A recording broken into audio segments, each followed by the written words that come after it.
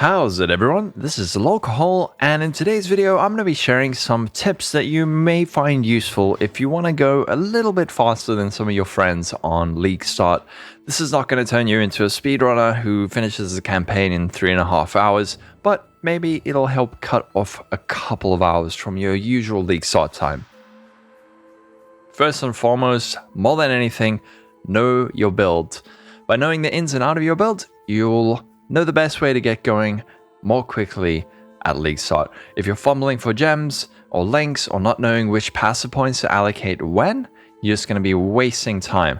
So one of the first things I like to do is have my passive tree and either just learn it by playing the build or by creating a segmented tree like this, where you have different levels and you figure it out like this. And then if you don't know how to do this, what I'll usually do is get my max level tree, and then I'll go over to manage trees and then create a copy like this, and then go say like level 15, save it, click done, and then click down here and go level 15, and then just unallocate points like this until you see, okay, here, this is my level 15 tree. And then just keep repeating that up until you have a full tree like this. This is super helpful just for letting you know which points to allocate when. Something else important is to know your gems and their locations. You can use a site like PoE Roadmap, where you just put in your paste bin up here, copy that, and then go submit, and just wait a couple of minutes and it'll show you which gems to get where. So this extracts the data from your path of building and it'll show you, all right, you get Stormblast Mine from here, Enemy at the Gate from Tarkleigh, or Twilight Strand from Nessa, and then it'll break it down like this. You can just use this, however, what I like to do is take this a step further and create a spreadsheet like this. This takes a little bit of time, however, it is very much worth it.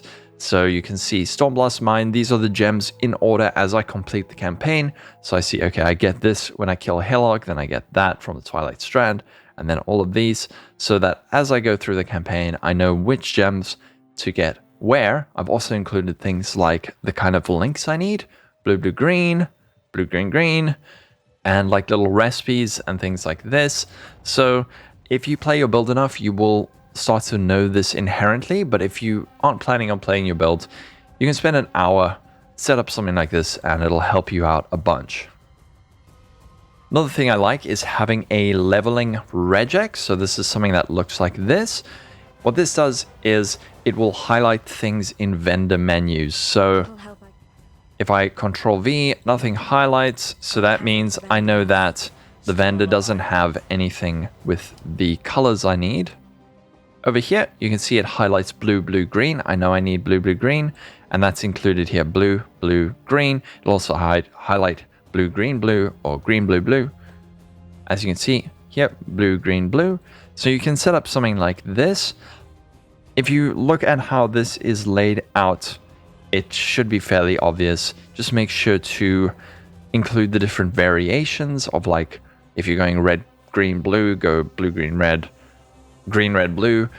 I'm sure someone in the comments will have tips on how to create like the ultimate regex. However, another tip, if you know how to set up a loot filter so that you can see items more easily when they drop, things that you might need, do that.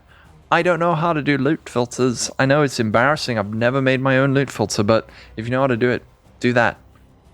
While we're at the vendor, let's have a look at some very useful recipes. For spellcasters, this is one of the most powerful recipes that you can do early on in League. If you have a magic wand and you sell it to a vendor with a resistance ring, which is a topaz, sapphire, or ruby ring, sell that with an alteration. It will give you a wand with flat damage to spells. This adds a ton of damage, and you can see here, this gives us tier 8. It makes the item requirement level 8. However, you can also get a magic ring and repeat the recipe. This will give you tier 7, flat added damage to spells, item requirement level 14, or you can even use a rare ring. This will give you tier 6, item level requirement 20. So if you're playing a spellcaster, make sure to use this recipe. It's super, super, super strong. If you are an attack-based build, you can sell a weapon, plus a blacksmith's whetstone, and then either a magic or a rare rustic sash. That's going to give you serrated, which is 50 to 60% increased physical damage. This is super nice if you can then augment on another mod, and if you're lucky enough to find a regal and then craft on flat fizz, you get something very nice. You can also use a magic rustic sash, but that's going to give you the tier below, which I believe is 40 to 49%. But if you're using melee or an attack-based build, this is a very, very, very helpful way to make sure that your weapons are staying updated. And then one last recipe. This is one that I don't really make use of that often, but sometimes if you just are not finding movement speed boots, you can sell boots. They don't have to have movement speed. These ones just happen to, but it illustrates the point. Boots plus an orb of augmentation and a quicksilver flask will give you plus 5% movement speed on your boots. And you can keep repeating this. We can do it again. It gives us 25%. And we can do it even one more time, all the way up to 30%. Very nice little recipe.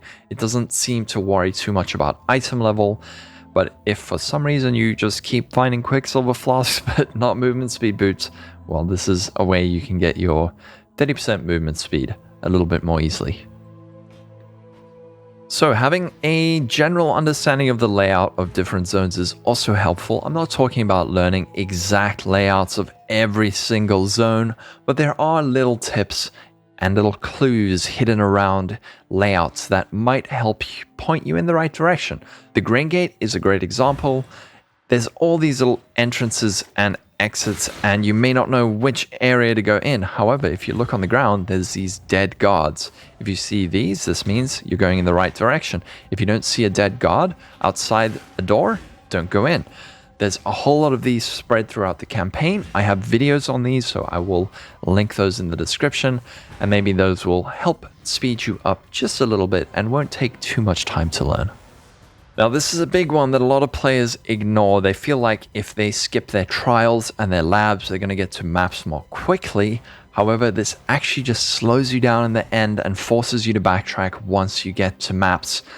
Having your Ascendancy while in the campaign is going to speed you up. It's a huge power spike, and it doesn't take as long as you think. So do your labs as you go through the campaign. I normally do my normal lab just after finishing Act 3.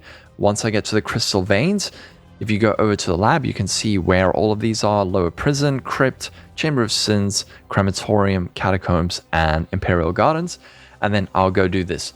Then after I get to Act 8, I'll do my Cruel lab. And then just before I do Kitava, I will do my Merciless lab.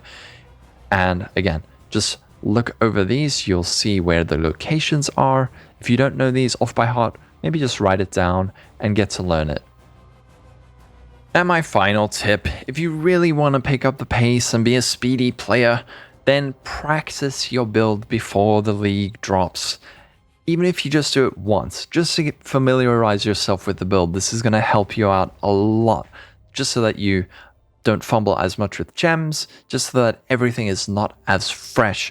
Something I like to do is to level multiple characters all through Act 1, and then take those same characters and then push them all through Act 2, and then all through Act 3. I just feel like it helps me repeat the same things over and over and over, and then once I've done that, then maybe I'll take one character from Act 1 to maps. This takes quite a lot of time, so I don't recommend it if you have a life or a job or a family or friends. However, if you have a bit of extra free time, it can really help you speed up a bit.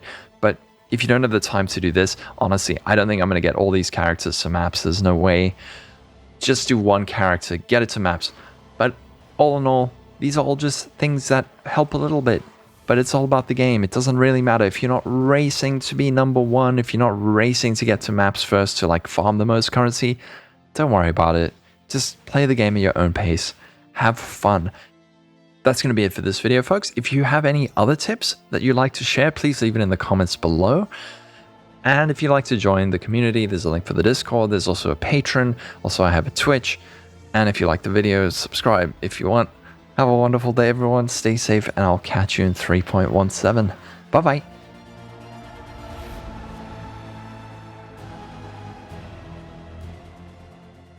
Divine power! Divine power! It's branching, exile. You're making me nervous.